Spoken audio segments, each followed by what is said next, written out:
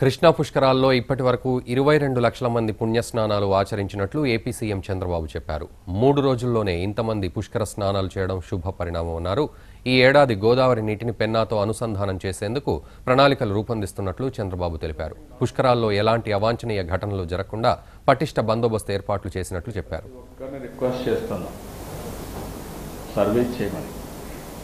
మీరు ఈరోజు పైకి వచ్చారంటే కృష్ణా నది వల్ల పైకి వచ్చారు. కాటన్ ఆ రోజు ఒక ప్రాజెక్ట్ కట్టాడు, ప్రకాశం బ్యారేజ్ పైన ఒక బ్యారేజ్ కట్టాడు.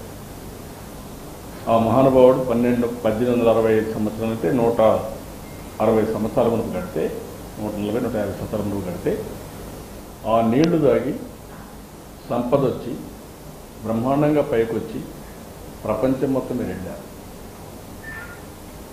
ఆ కృష్ణానది సృష్టించిన సంపద వల్ల మీరు ఈ పరిస్థితికి వచ్చారు. Now it is our responsible to repay gratitude, కృతజ్ఞత. దానికి ఏ విధంగా చేయగలుగుతాం? Come and worship, pray, do some service. ఎవరైతే కృష్ణానదికి వచ్చి పుణ్యస్థానాలు చేస్తున్నారో అలాంటి మనుషులు కూడా సర్వీస్ చేయండి. మీకు తోచిన విధంగా చేయండి, మీ శక్తిని బట్టి చేయండి. వాటర్ ఇవ్వండి, ఒక బాటిల్ ఆఫ్ వాటర్, ఒక